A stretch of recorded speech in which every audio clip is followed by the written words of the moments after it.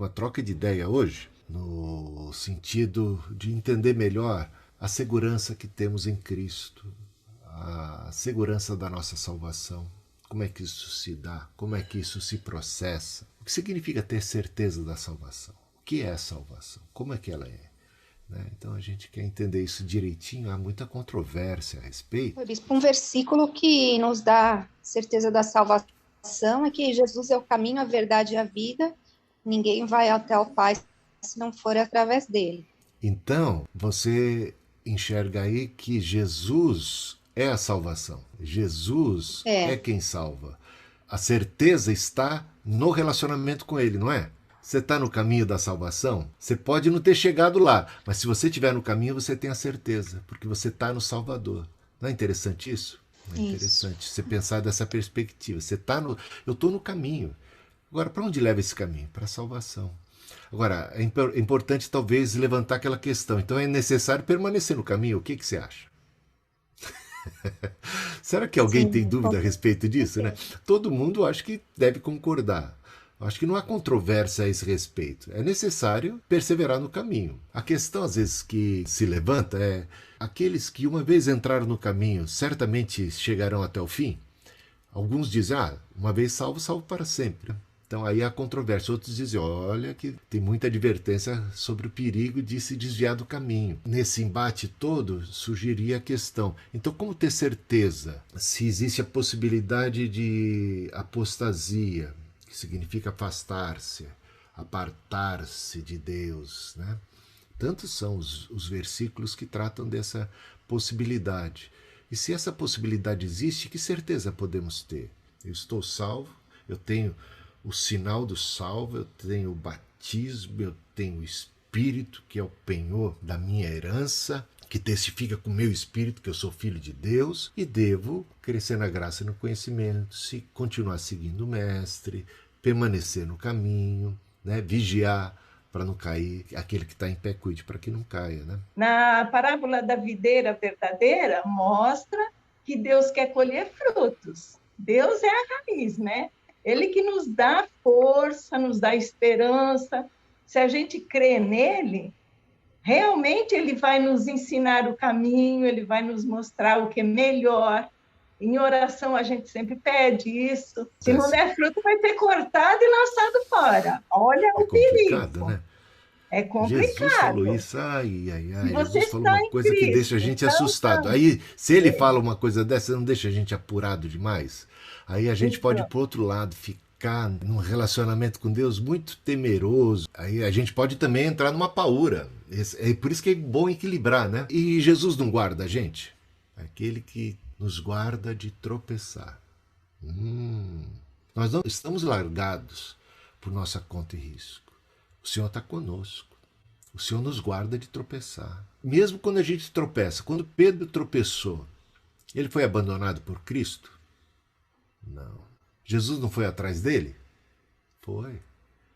Olha que interessante, olha a ajuda que a gente tem. Quero chamar a atenção de vocês para isso. A vida cristã é uma vida nascida pelo Espírito, mantida pelo Espírito, guardada pelo Espírito de Cristo, protegido pelo Espírito de Cristo. Nós não estamos sozinhos agora tentando chegar lá no céu, não. Nós estamos no caminho e a gente recebe o que de Deus? A gente recebe todos os nutrientes da videira verdadeira, o ramo que está ali, ele recebe todos os nutrientes, todas as condições para vivermos uma vida piedosa, uma vida que agrada e que aceita o Senhor. A partir daí, a gente vai fazendo a nossa parte. Mas a nossa parte é possível pelo novo nascimento, pelo poder do Espírito Santo, pela armadura de Deus, pelas armas da nossa milícia, que não são carnais, não são humanas, são espirituais, por todo um auxílio. E a gente ora a oração que Jesus nos ensinou. Parte dela diz: não nos deixes cair em tentação, mas livra-nos do mal. Olha, nós clamando aqui pelo socorro, pela ajuda de Deus, aquele que nos guarda de tropeçar,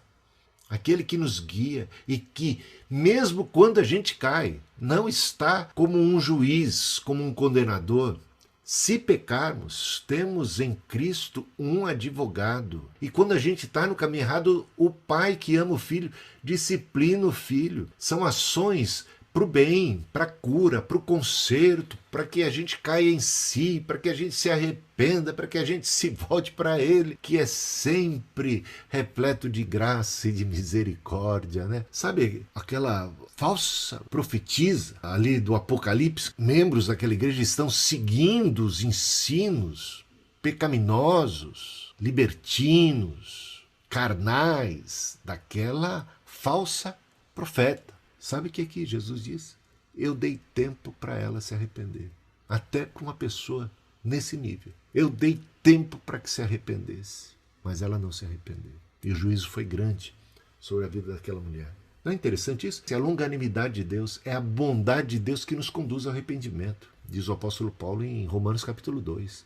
A bondade de Deus que nos conduz ao arrependimento. Dei tempo para ela se arrepender. O problema foi que ela não aproveitou a oportunidade. A santa e bendita oportunidade. Eis aqui agora tempo de reconciliação, de acertar as contas, de confessar, de buscar o Senhor. Ele é rico em misericórdia. Então, a certeza que nós temos da salvação é a certeza de estarmos em Cristo. Quem por acaso esteja em Cristo e de repente pare de dar o devido fruto, está dando sinais de ruptura no relacionamento com Cristo. Porque o natural é que se um ramo está ligado ao tronco, ele recebe todas as condições para produzir o fruto adequado. Mas se não produz, isso é sinal de que tem algo errado no relacionamento. Há uma morte aí. Pelos seus frutos os conhecereis, foi o que disse Jesus. Crentes sem o fruto do Espírito não tem base bíblica para ter certeza da salvação. Deus é amor. Quem diz conhecer a Deus, mas não viver em amor, não amar, essa pessoa nega o seu relacionamento com Deus através das suas atitudes, a despeito da sua profissão de fé. O amor lança fora o temor. O amor de Deus é derramado em nosso coração pelo Espírito Santo que nos foi outorgado. Portanto, o fruto é o sinal do verdadeiro cristão. O Espírito testifica dentro do nosso coração que nós somos filhos de Deus, e isso precisa redundar no devido fruto do Espírito. Então é isso aí. A certeza de salvação está em Cristo e está também no testemunho do Espírito somado ao fruto do Espírito, que é amor, longanimidade, benignidade, bondade, mansidão. Aí, pelos seus frutos os conhecereis, e pelos próprios frutos do Espírito podemos conhecer que estamos em Cristo, que estamos em Deus, que estamos no amor, e o amor lança fora todo o temor do juízo, de condenação, de qualquer coisa. Nenhuma condenação há para os que estão em Cristo Jesus, em sintonia, sempre confessando seus pecados, do corpo de Cristo, participando da ceia do Senhor, comendo da palavra, em oração, crescendo. Se titubeia, se vacila aqui, se tem uma fraqueza, segue no caminho, e no caminho você é sempre doutrinado, orientado, conduzido, erguido, curado, abençoado por Deus. Romanos 2:7. Deus dará a vida eterna às pessoas que perseveram em fazer o bem e buscam a glória, a honra e a vida imortal. Aí hoje, até o texto de hoje, na leitura que a gente está fazendo, né, em grupo, mas eu até usei também parte disso para escrever um texto hoje de manhã, onde eu me coloco, né? Eu tento acertar, mas erro mais do que acerto, né? E essa busca, eu falo, quando eu acho que eu estou mais perto, eu estou vendo que eu estou mais longe, né? Por estar errando. E aí a dúvida fica, né, exatamente nessa questão da... Tudo bem, perseverar em buscar o bem e buscar a glória, a honra, mas até quando, de repente, Deus vai falar, amigo, agora deu a sua cota, né? Agora não tem mais como te ajudar. Então, a minha dúvida fica exatamente aí. Tudo bem, perseverar, mas... Tá, a Jane até colocou o ladrão da cruz ali na última hora, foi aceito por Deus, né? Também, ali, por Jesus, no caso. Então, eu fico com essa dúvida, né? Às vezes me chateia muito, né? Ver que o coração quer acertar, mas às vezes os atos acabam errando. Então fica aí a minha dúvida. A sua questão é muito própria de um cristão genuíno e autêntico. porque só ele tem essa visão tão crítica de si mesmo, que é como se você permitisse que o Espírito te sondasse e trouxesse à tona aquilo que precisa ser tratado. Isso também revela humildade, a capacidade de você não se achar diante de Deus, né? Tão contrário a isso é a atitude do fariseu, né, que se auto-justificava, né? Eu faço isso e aquilo. Normalmente, o metido a besta, o prepotente espiritual, o arrogante, é esse que está mais longe de Deus. Ele se acha, ele acha que ele é bom, ele acha que ele compara, acha que ele está fazendo, ele acha que se chegar lá no céu ele vai ter um lugar privilegiado acima de todos, qualquer coisa assim, porque ele tem uma visão distorcida a respeito de si mesmo e não está dando lugar à voz do Espírito que sonda o nosso coração e muda. Então, eu vejo isso até como um bom sinal, tá, Paulo, por um lado, sem querer deixar você confortável nessa situação, porque o próprio Espírito mexe com a gente, né? Para o nosso aperfeiçoamento. E é normal que nós, como cristãos, estamos a caminho, ainda não chegamos lá.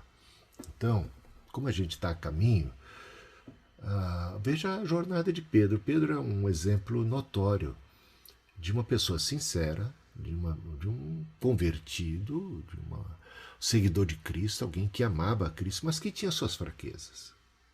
E que foi repreendido por Jesus várias vezes, mas também nunca foi abandonado por Jesus. Ele, depois que ele estava para se formar, digamos, ele ficou na escola de discípulos, de apóstolos, né? 3 anos e tanto.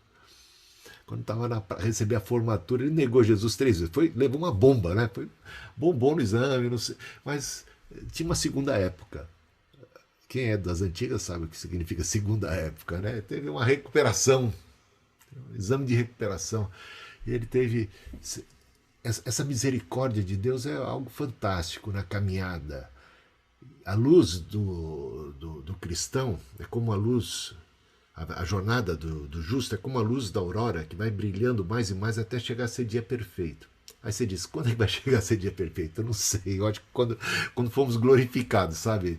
Mas Paulo fala assim, não que eu tenha alcançado, mas uma coisa, a perfeição, mas uma coisa fácil, deixa as coisas que para trás ficam, rumo para o alvo, para o prêmio da soberana vocação. E o autor de Hebreus, capítulo 12, ele diz assim, visto que estamos rodeados de uma nuvem tão grande de testemunhas, desembaracemo-nos do peso do pecado que tenazmente nos assedia e corramos para a carreira que nos está proposta, para o prêmio da soberana vocação em Cristo Jesus. Então, a gente está seguindo o mestre, e o mestre ele tem uma conduta elevada, né, de santidade e justiça, que a gente sempre fica muito pequeno perto dele. Então, quanto mais perto dele, Paulo, mais essa sensação de inadequação, sabe? Mas é a graça de Deus que nos impulsiona a não desistir. E é o Espírito que diz, o Espírito que intercede por nós nas nossas fraquezas, que a gente nem sabe muitas vezes orar como convém. Olha só como que a gente fica nessa nossa jornada. Mas ele está sempre capacitando, fortalecendo, dirigindo e te estimulando a não desistir. Não desista nunca do caminho. Não desista de perseguir fazer o bem. Porque eu conhecendo você como eu conheço, eu sei que o seu desejo é agradar ao seu Senhor, né? Às vezes, pela fraqueza, você não consegue. Mas Deus sabe do seu intento e Ele te estimula a continua no caminho, continua perseverando em fazer o bem. Quando você não consegue, continua perseverando em fazer o bem. Você está entendendo? Não desiste de fazer o bem. Se levar um tombo, o Senhor te ergue para você seguir no caminho, seguir progredindo. E você tem o auxílio dele, a força dele, o estímulo dele, e ele vai te guiando. É isso aí. Essa questão de não nos cansarmos de fazer o bem. Nós estudamos muito a palavra e nós não podemos correr no risco de ficar tão cheios da palavra e não fazermos nada com isso. Porque isso não demonstra o amor que Jesus quer que a gente transmita às pessoas. O amor que é dele, o próprio Jesus que é amor, nosso Deus que é amor. E não adianta só nos fecharmos dentro de nós mesmos, olhar só para nós mesmos, para as nossas necessidades, para as nossas dificuldades. Nós temos que nos encher da palavra, nos encher de Jesus e praticar. Temos que ter atitude. Por esses dias, nós vimos uma atitude maravilhosa da parte da Cristina. Com o testemunho da Rosana, um testemunho maravilhoso. Teria acontecido aquele testemunho se não tivesse tido a atitude da Cristina em colocar o louvor, como a Rosana disse, que Cris, aquele louvor que você fez com a Suzana, certo? E se ela não tivesse ouvido a ousadia do Espírito, impulsionando para que ela fosse ali e cantasse? Quantas vezes nós prendemos nossa fala, nossas atitudes? Às vezes por quê? Por vergonha? Por medo? O que é isso? Então, onde está o amor? Então, eu olhei muito esse ângulo desse testemunho. Algo maravilhoso da parte da Rosana, algo maravilhoso do nosso amado Jesus, mas algo tão maravilhoso da Cris. Atitude. O Senhor tem me falado muito isso. Igreja, onde está a atitude? Amém. A atitude é fruto do Espírito, né? Fruto do Espírito. Sinal de nossa comunhão com o Senhor. E de repente vem de maneira muito espontânea, muito natural. A gente é movido pelo Espírito. É uma coisa gostosa e boa. Um texto que eu acho muito propício para esse tema é Romanos capítulo 5. Justificados, pois, pela fé, temos paz para com Deus, por meio de Jesus Cristo. Justificados, pois, pela fé. A ideia da justificação pela fé é algo que nos dá certeza. Olha para Cristo, autor e consumador da fé. Olha para a obra de Cristo na cruz, para perdão dos seus pecados. Creia, confesse a Ele seus pecados, experimente o perdão dos pecados, o lavar regenerador e purificador do Espírito Santo. Sinta-se abraçado e amado por Deus, acolhido na família da fé, cuidado, preservado pelo Senhor. Entenda que o Senhor vai cuidar de você, tá? Você não está agora por sua conta e risco. Que nada, absolutamente nada, pode nos separar do amor de Deus que está em Cristo Jesus. Ele alista ali, Paulo, em Romanos capítulo 8, uma série de coisas. Eu diria, nem o diabo, nem a morte, nem perigo, nudez, fome, crises, nada externo pode nos separar do amor de Deus que está em Cristo Jesus. A não ser nós mesmos. A única coisa que não é mencionada ali. Um maldito e perverso coração de incredulidade que pode vir a ser nutrido dentro de nós, e isso sim nos afasta do Deus vivo. Que você, eu, todos os que estão nos ouvindo aqui sejam desse grupo, dos que não retrocedem para a perdição. A Nicole que colocou um versículo no bate-papo, bispo. Ô, Nicole, eu não vi, tá aqui no bate-papo. Deixa eu ver esse versículo. Porque pela graça sois salvos por meio da fé. Isto não vem de vós, é dom de Deus. É isso aí, Nicole. Isso casa bem com Romanos capítulo 5, né? Justificados, pois, pela fé. Então não é por obras de justiças praticadas por nós, mas pela sua graça. Ele nos salvou pelo lavar regenerador, purificador do Espírito Santo, que ele derramou sobre nós abundantemente. Tito capítulo 2, versículos... Não, Tito 3, versículos 5 e 6. Tito 2, capítulo 11 é... A graça de Deus se manifestou salvadora a todos os homens. Graça salvadora, perdão derramado. Então, crendo, olhando para Cristo, obtemos a salvação, o perdão dos pecados, a libertação do jugo, do peso. E aí a gente agora recebe o Espírito para viver uma nova vida. Portanto, em Cristo, a gente vai, já com essa experiência de Cristo, você já vai experimentar, sabe o quê? O alívio, a libertação do jugo, do peso, do medo, porque você está no amor de Deus. O amor lança fora o temor. Nenhuma condenação há para os que estão em Cristo Jesus. Aí você experimenta a paz de Deus que excede a todo entendimento humano, guardando a sua mente e seu coração. Você não vai estar fazendo mais as coisas para ser salvo. Você já experimentou a salvação em Cristo Jesus, e o que você vai fazer agora é a partir dessa perspectiva da bênção, da graça que te alcançou, do amor de Deus que foi derramado em seu coração, do perdão que você não merecia, que você recebeu, e aí você vai se tornar a imagem e semelhança, dia após dia, desse seu Senhor, que é misericordioso, foi tão bom para com você, e você vai perceber o valor da bondade, porque você bebeu dessa bondade. Você vai experimentar o amor de Deus e vai ver o valor desse amor. E você vai ver a misericórdia, e essa misericórdia vai impactar a sua vida. E você vai se tornar uma pessoa mais dócil, uma pessoa mais compreensiva, uma pessoa mais caridosa, generosa, bondosa, amiga. Menos julga, mais ajuda, né? É isso aí. É interessante. Esse é o fruto desse espírito, desse impacto com Deus, desse espírito derramado sobre nós. Maravilhoso. E aí não é mais uma preocupação, não estamos caminhando com preocupação de salvação mais. Apenas de fluir nesse espírito. Estamos em Deus. Estar em Deus é uma jornada de bênção, de vida, e que experimenta o espírito generoso e bondoso de Deus e reproduz isso na vida e nos relacionamentos, né? Esse relacionamento com Deus vai ser reproduzido nos outros relacionamentos horizontais. Portanto, o sinal do seu relacionamento com Deus é como você se relaciona com as pessoas que estão ao seu redor. Tá bom?